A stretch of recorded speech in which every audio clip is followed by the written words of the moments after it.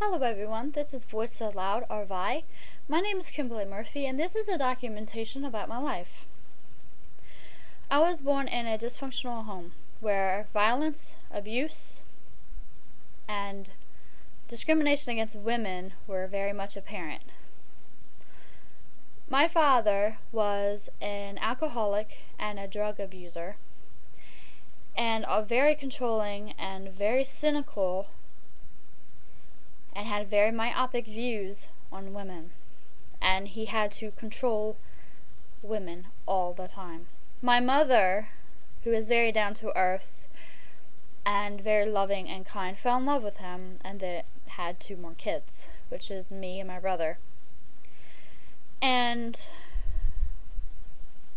I can remember around age 4 when my father started to brainwash me. He would tell me that my brother was actually my son and my mother wasn't my mom. He would go as far as saying that I was not his child. He found me near a rock in Denver, Colorado, which at that time I knew I was born there. And that he brought me into the house, and that's how I came to be. And he never really told me where my brother came, and I never really thought of questioning it, but I just believed what he said. And this caused problems between my mother and I, because when she corrected him, I would come up there at age 4 or 5 and tell her, what is your problem? Why you can't yell at him like that? Because in my mind, he was my son and she was just some woman. And, you know, you can only imagine the conflict that my mother and I had, and our relationship was strained for many, many years.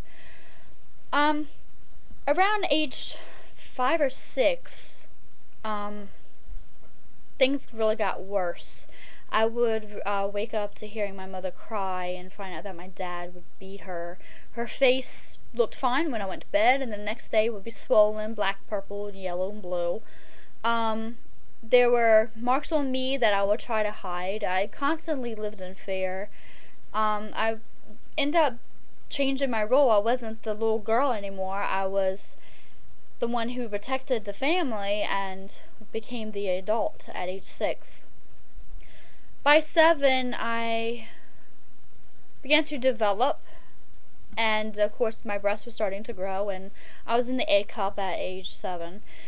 And men started to notice, and of course that brought more attention on me. And my hair was all the way down my back, and yes, same texture.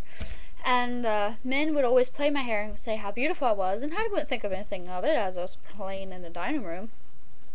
But around age 7, I put the 2 and 2 together, and they perfectly. They matched perfectly. Age 7, I was molested by several of my dad's friends, and the molestation did not stop until I was 12. It just kept going. I didn't think of telling anyone, although the school did tell me to say it. I figured it was a normal way of life, and I never spoke out.